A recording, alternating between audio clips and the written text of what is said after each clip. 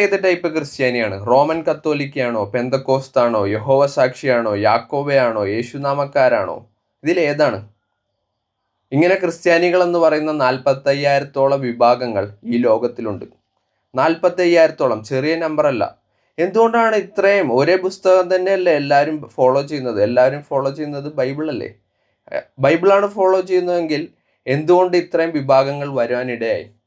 അപ്പോൾ പലരും പറയും ബൈബിൾ ഭയങ്കര കൺഫ്യൂസിങ് ആണ്, അതായത് ഭയങ്കര ആശയക്കുഴപ്പമാണ്, അതിൽ എഴുതിയിരിക്കുന്നതെല്ലാം തല ചുറ്റിക്കുന്ന കാര്യങ്ങളാണ്. പക്ഷേ ബൈബിളിൽ പറയുന്ന കാര്യം വളരെ വ്യക്തമാണ്. എഫേസ്യർ 4:5 ഒരു വിശ്വാസമേ ഉള്ളൂ.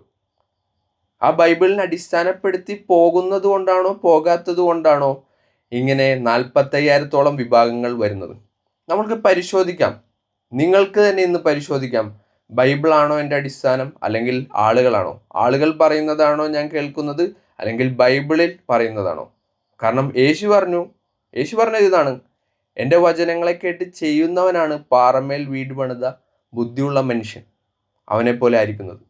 അതുകൊണ്ട് യേശു വേറൊരു കാര്യവും പറഞ്ഞു. യോഹന്നാൻ 12:48 എൻ്റെ വചനങ്ങൾ ഞാൻ സംസാരിച്ച വചനങ്ങളാണ് നിങ്ങളെ ഒടുക്കത്തെ നാളിൽ ന്യായം വിധിക്കാൻ പോകുന്നത്. അതുകൊണ്ട് നമുക്ക് വളരെ കെയർഫുൾ ആയിരിക്കാം. യേശു പറഞ്ഞ വചനങ്ങൾ, അവൻ്റെ വചനമായ ബൈബിൾ ഫോളോ ചെയ്യുക, അല്ലാതെ ആളുകൾ പറയുന്നതല്ല. ആളുകൾ പറയുന്നത് ഫോളോ ചെയ്താൽ ആ 45,000-ൽ ഏതെങ്കിലും ഒരു വിഭാഗമായി പോകും. നമ്മൾക്ക് അതാകണ്ട. നമ്മൾ ക്രിസ്ത്യാനി ആയിരിക്കുക. ബൈബിളിൽ പറയുന്നത് ക്രിസ്ത്യാനികളെന്നേ ഉള്ളൂ. Thank you.